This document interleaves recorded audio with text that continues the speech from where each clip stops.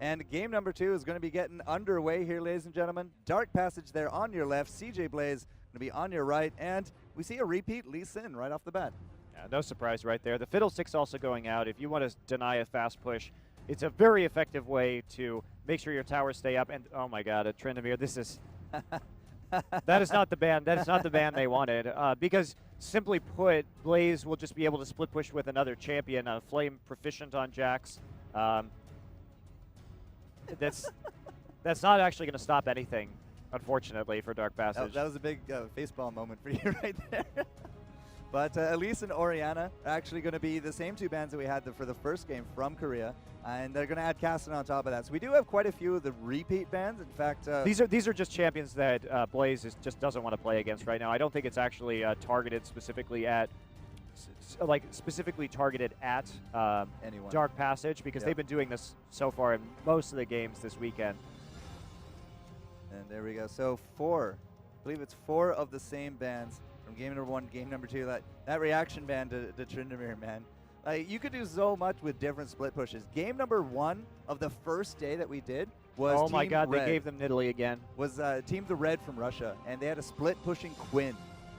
Oh yeah, pushing Quinn. Oh, but they're not actually going to take Nidalee, or they may on a later rotation, just because we do see Flame playing that Nidalee up in the top lane a lot as well. And Red actually known for doing that. They did that against Gambit as well at IEM Cologne. So, and they did a good job with it. They did a good job here too. Yeah, it's impressive to see the Red as an up-and-coming Russian team, because they do have certain picks, certain pocket picks that a lot of pro teams don't know how to play against. And Quinn is like Tryndamere, one-dimensional at what she does, so it limits your strategy, but very good at that one thing. Well, it doesn't look like we're actually going to see any of that Shaco or the Quinn or anybody else that was going to be hovered over there. But Shyvana, first pick here from Dark Passage to go with Jarvan and Riven. Kind of thinking they took Riven just because they didn't want Ambition to have it, but they already had a Gragas there on the table. So maybe we got an ace up the sleeve here from Dark Passage. Well, I mean, Flame, I'm sure, is capable of playing Riven as well if he needs to. But they like the Riven Gragas matchup just because Gragas is a melee champion, so you can get some good trades off with Riven early on. And there's the Jax pick coming in, so no Nidalee this game, but Flame gets one of his best champions, and he'll be quite comfortable in that matchup in the top lane. And looks like they're saving their support pick for last, a little bit unorthodox right here. Dark Passage, I like their composition much better this time than last time. Caitlyn, nice siege comp right there. Yeah, they do have, it's for them though, with Shyvana, Riven, and Jarvan, they have a lot of all-in potential, and they've got the safety of the disengage from Crescendo as well to keep Caitlyn protected in the back line. So this is a much more balanced composition that they're running this time, and they've taken some powerful champions. Of course, Shyvana, they have very safe dual lane early, and they have pressure coming in from Riven. They got the lane bully to use against Ambition this time. So this is significant improvement in terms of the big ban phase from Dark Passage. I like what we're seeing here. Well, that's going to be the Thresh and the Corki. That's 100%. Every game I've done with CJ and Blaze is Corki. Like, I got my little notebook here. That's always what I'm writing down. Corki, Corki, Corki, Corki. Yeah, there's just 4 Corki. It's not a contested pick anymore, so you're probably not going to ban Corki for any reason. He's not as powerful as some other picks like Illusion, or even though we haven't seen a Jinx at the moment. So Ember just going to keep getting his favorite champion over and over and over again. I've seen him play Corki with Thresh twice already this tournament, outside of the games here in the quarterfinals. So no need to change. If he has a different champion that he's strong on, he can keep it in reserve until he needs to pull it out later on. So it just makes sense that Blaze is playing standard picks at this point. They don't want to reveal their hand in case they have to pull out a surprise against one of the big Chinese teams later on in this tournament. So your team roster here from CJ and Blaze, guys: Jax, Jinzhao, Gragas, Corki, and Thresh. And we're going to go into the game with Shyvana, Jarvan, Riven, Caitlyn, Sona for Turkey.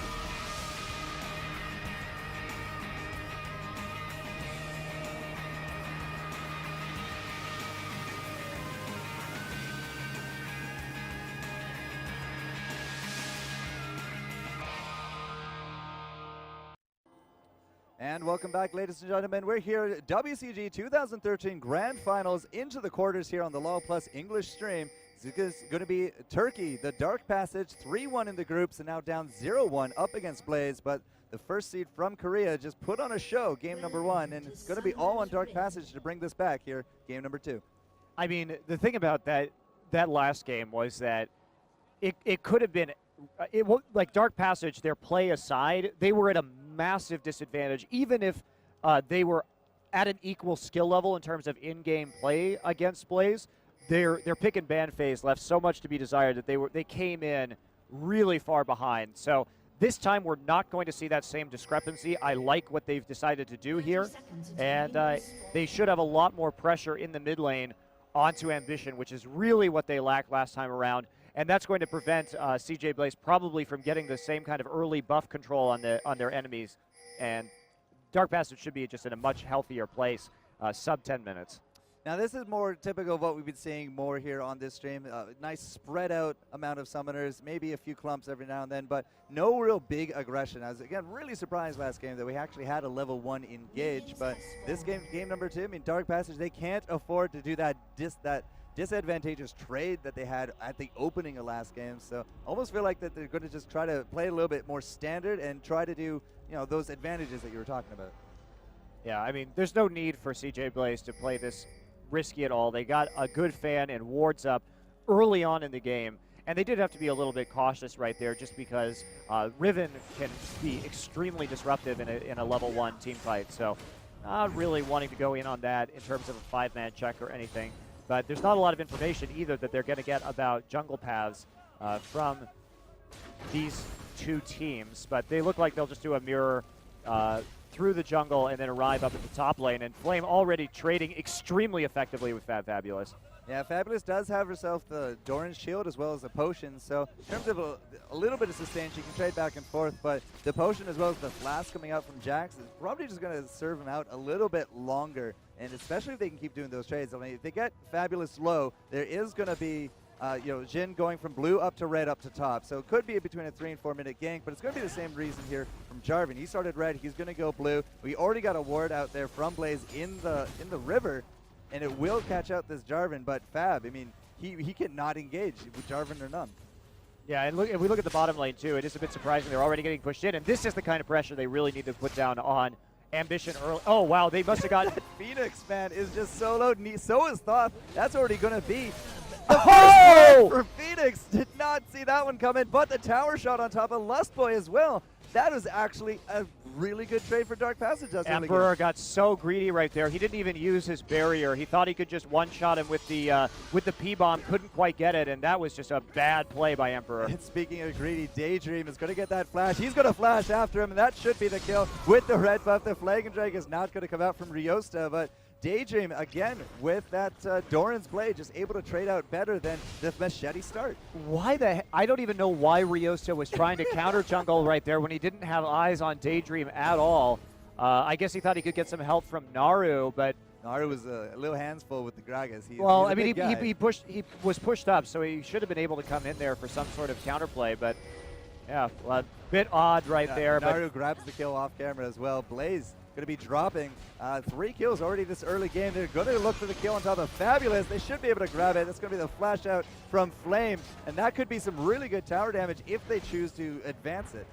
Yeah, this is much better for Dark Passage, clearly. They have taken a lead with some aggressive play, and this is the game plan they needed to come in with.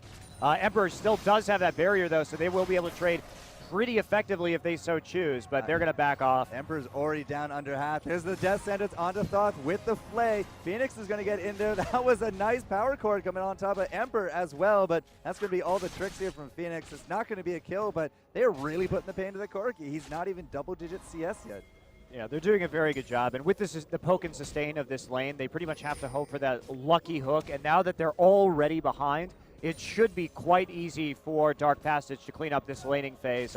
They've got the range advantage. They just have to avoid getting hit by that Death Sentence, and they'll be fine. Now they are going to push up this lane, but we got his Jhin just off in the wing.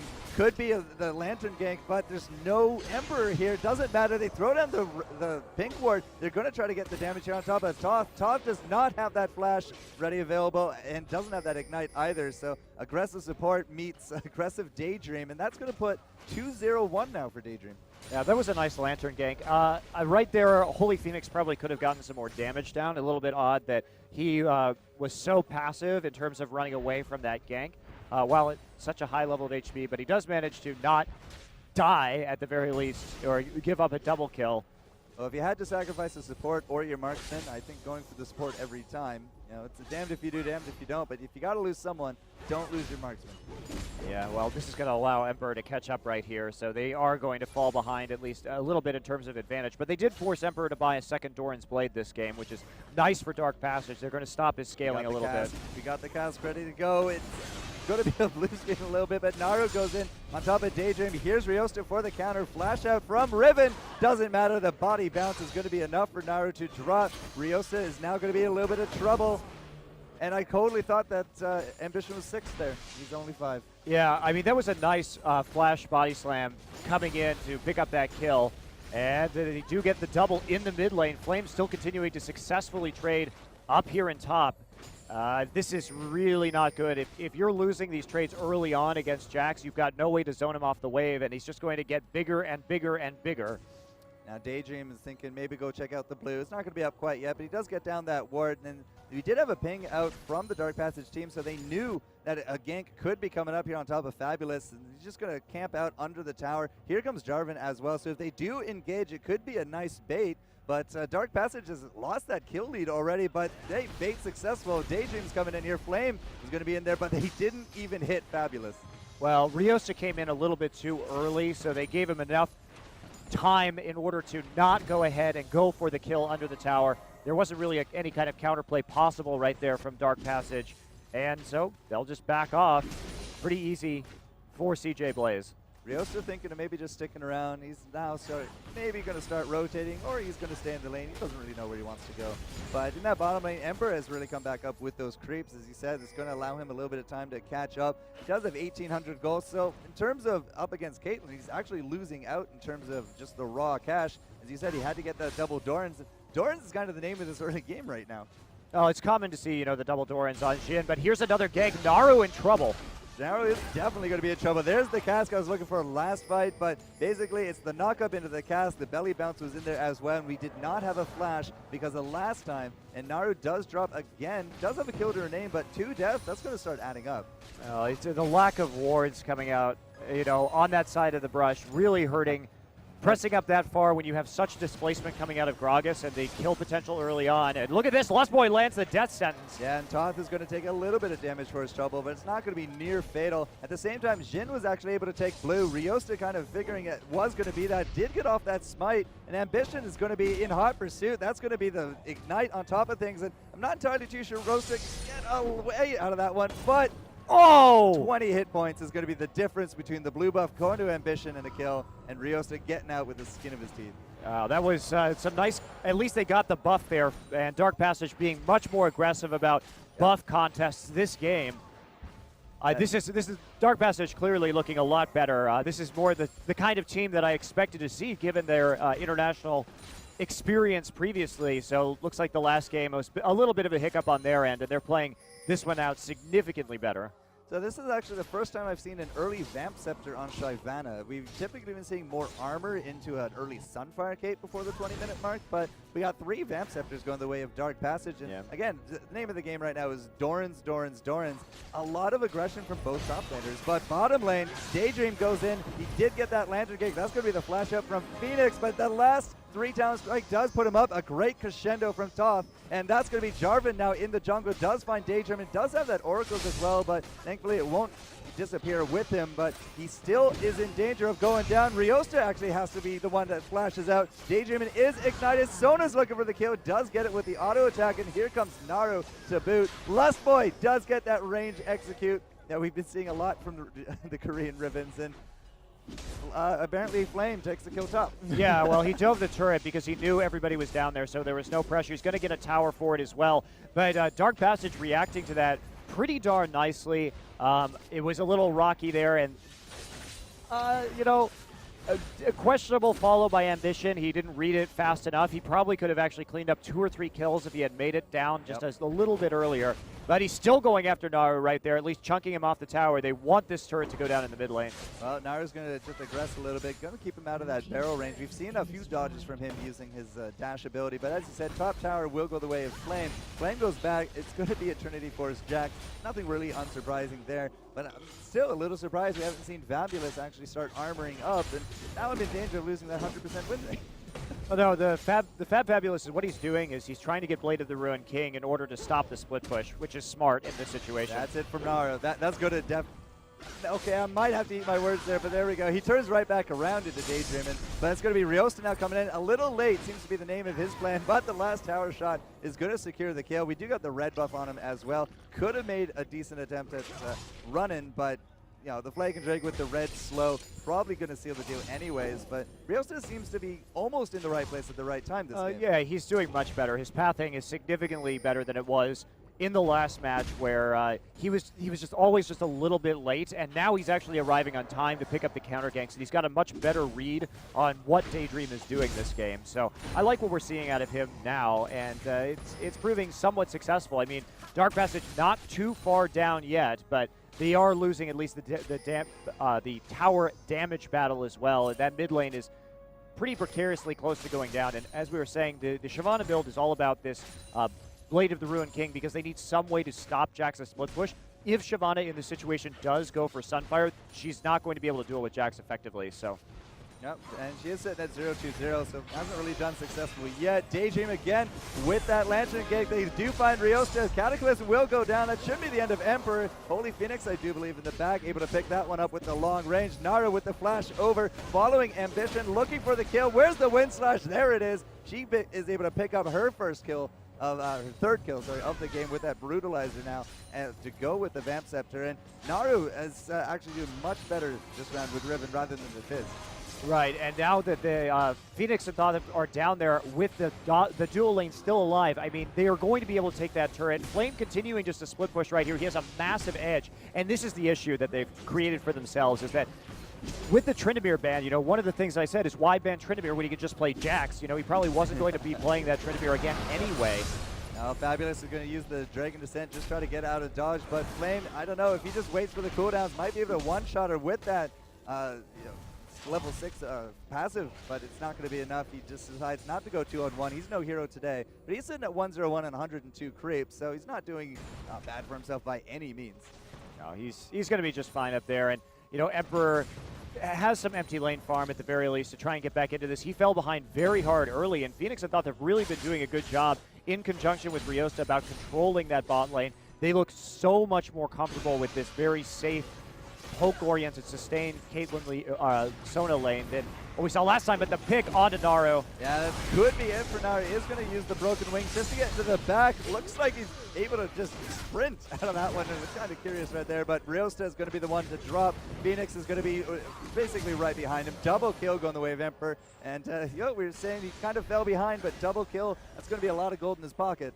Yeah, he's fine. I mean, he came over, picked up the kills when he needed to. They've got the vision control over the dragon right now. Daydream going to be able to not hop over the wall, and should be an easy objective pickup unless there's some sort of crazy steal that comes in here from Sona.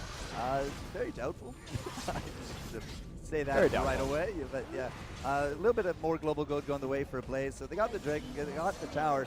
But Dark Passage, they already have a tower now as well, and that's actually a big step up from last game because I'm not entirely too sure they actually even took one. Well, they decided not to lose in champs like this game, so well, that is an important factor. And their plan they adjusted it. They came in with more power picks in the laning phase, and that's been helping them out. And Ryosta again has had a significantly better time counter ganking this game around. They got a read on them. They know that CJ Blaze is just trying to dive them to play as aggressively as they possibly can to push an advantage early on, and Dark Passage is doing a decent job at punishing it. Now they are still behind, and they have no answers to Flame up here in the top lane. None whatsoever. He does have that Sheen. He's already had the phase for quite a while now, but I'm also looking at the kills and assists combos. I mean, we got 8 kills there for Turkey, and basically everyone is between 4 and 5 in terms of the kills plus the assists, so you know, a lot of big team fighting going on, except for Shyvana. Shyvana has really not impacted the game whatsoever, except just losing her top lane. And if you look at CJ Blaze's junglers, the Jhin, He's at 10 of 12 kills. He's been there. I mean, you can see that getting more involved with your team is starting to really pay off, but Shyvana needs something to get back into this. Well, the itemization isn't helping Shyvana out either, because I thought the Vamp Scepter would be used for a very fast rushed Blade of the Ruin King, but if you want to go into HP right now, you're basically just delaying, and if you don't have, you either get the early Sunfire because you want that extra tankiness, you want to be able to push a wave just a little bit faster, or you want that teamfight presence. You're going to have it late, so really Shyvana is going to be good at nothing right now. She went into the Vamp Scepter, so she has a little damage, and she has hit points, so has a little health, but you know, Jack of all trades, master of none. Yeah, it's not good. It's definitely not an optimal build. If you want to stop the Jack split push, you need to go all in on that. If you want to let Jack split push and try and team fight, or just push out the wave quickly and try and roam, you can go for that Sunfire cape, but you need to pick one or the other. You need to make a game plan about how you're going to deal with the split push threat. Are you going to try and force a 5v4 elsewhere on the map, or are you going to try and duel him? You can't make this decision of neither. Right. So in terms of everything, 16 minutes in, it's a significantly more even game than we saw in game number 1, but Naru could be in a little bit of trouble. Good dash is basically going to keep him from going out, but Ryosta with the flag and drag gets off the Cataclysm, so the tower's going to get some pot shots off, but maybe a little bit of a miscommunication there. Yeah, this has been characteristic of what we've seen from Dark Passage right now. One of the things that they really have to work on is when they're going in and how they're going in, because Ryosta was very far out of position. It led to a really easy CC combo from Lustboy, and the rest of his team not even trying to contest that turret. So looks like he actually also flashed that fight as well. Yep. So, well, all right, flash for nothing, death for nothing, the 2 turrets for nothing, and now Fabulous is basically just going to get invaded here 5-on-1. So that turret is going to go down for nothing as well. CJ Blaze just starting to really cement a lot of their cash, and maybe a possible team fight. No, they're going to back off. They don't want to get involved in this, even though Fabulous's ultimate is down. They've taken the edge. They have a minion wave pushing up at their tier 2 turret right now. They can go back and safely farm that up, probably onto Emperor, so they can get a few more items and help him out, considering he is behind. And Phoenix has that pretty commanding lead in terms of gold, at least from the CS angle here from the bottom lane. So they really need to get. Finally, Emperor gets that Trinity Force, so a big improvement for him in terms of his statistics. 17.5 minutes in. I mean, if you get it before the 20, you're doing okay. If you get it, it's actually late. Yeah, if you get it before the 15, you're doing pretty much average. So at the 17.5, yeah, a little late, but he did have to get forced into the double Dorns early. Yeah, this is Dark Passage playing a lot better this game. If we think about the items compared to last time, Ambition by 19 minutes had a completed death cap alongside his Athene, so a lot poorer this game. And Dark Passage doing a good job of clearing out the minion wave in the mid lane and getting some more pressure down onto this turret. Holy Phoenix, playing Caitlyn. Caitlyn is really well known for her long-distance sieging capability. She does have that red. Will land a little bit of a kiss of death on top of Ambition, but there's just more of a kiss and less of death. But 8-13, CJ Blaze. That hook is a little bit out in left field, but they're all gathering. Basically, we have a lot of pressure coming out into the mid. Yeah. They're not really able to make anything out of it, though, due to the wave clear from Gragas, and they have to deal with Jax at some point. They're going to be late for the Jax rotation in any case. There's the ward down by Flame. He's riding the cannon minion wave, and there's just no response here from Dark Passage. Well, we do got a little bit of rotation from Dark Passage, at least into the jungle, but that actually just might end up being a CJ Blaze sandwich. It's a pretty mighty tasty looking sandwich at this point. Ryosta's going to get hit by the flay. That's going to be it for Daydream. He goes in. The Cataclysm will drop. He's going to try to flag and drag to safety. It looks like he's going to be okay for now. Daydream on the other side of that. We did have the explosive cast thrown out, but it was a defensive crescendo, I think, that really stopped CJ Blaze in their tracks. Well, it's fine, though, because as long as Blaze gets out of that, Emperor continues to split push down here. He's going to be able to finally get some damage down on this tier 1 turret in the bot lane. And there's nothing that they can do to rotate right now because Dark Passage were the ones that got chunked out, so they can't immediately go to defense. So just a nice attempt at a pick by Blaze there. They didn't overcommit to it, and they got the damage necessary in order to take the bottom turret. I was going to say, if Emperor wants to really just prove his manliness here and shank out the turret, so be it. But there it goes. It is finally down. He's still got Flame just up in that top. He's about to take out that blue. And again, buff control and objective control is a really strong point here from CJ Blaze. And the noose is slowly tightening across Dark Passage's neck. Well, at least Shyvana has completed the Sunfire cape right now, so she will be able to at least push back the minion wave here, but with Jax having the completed Trinity Force, not able to duel, but she's got to be able to shove the wave quickly and then rotate to join her team so that they can actually get some sort of 5v4 fight. Look at that warding presence from Dark Passage. Yeah, they're doing a good job with wards this game too. Well, they know that this is going to go down. We don't actually have an Oracles right now for CJ Blaze, but do they actually have an answer to this dragon? Is it no, Riosta, no! Is it going to be the martyrdom coming out? But no steal, a little bit of damage. Thankfully, if he had died there, it could have been a huge opportunity. But Fabulous, he's thinking of taking on Flame, and now I think maybe he's thinking better of it. Well, he had to push him out, and so the hope is because Flame lacks a little bit of sustain right now, and Naru coming over from the side. 1, 2, 3. Perfectly predicted, and the wind slash. Naru taking home the kill. That's the first death for Flame now. Yeah, that was actually a nicely played teamwork from Fabulous and Naru right there. Set him up, chunk him out. They realize he doesn't have any sustain because he only now picked up his Bilgewater Cutlass. So Naru able to easily pick up that kill. This is the kind of opportunities that they have to create. Flame pushes too hard. Got to punish him for it. Finally, they're able to make that kind of play. Their ward in their own jungle quite good. Yep. So they can continue to make picks right now as long as the Oracle doesn't come in. Daydream doesn't have anything, and Ambition, ooh. Could be a little bit dicey. Just throw down the explosive cast, so it is going to keep Naru off his back for now. Riosta, however, right there in the front, looking for that charge. Ambition just going to go over the wall. That might be then the opportunity for a pick on top of Daydream. But no, that's going to be the sweeping strike, and looks like he's going to be off to safety. Lustboy now out in the front, but I'm not entirely too sure that could actually be a kill, Phoenix. But Phoenix is going to try his best. No, Ambition there with the zone. This is what they want to do. They don't need the kill on Lustboy. They need to get this turret down. So they have their priorities straight right here.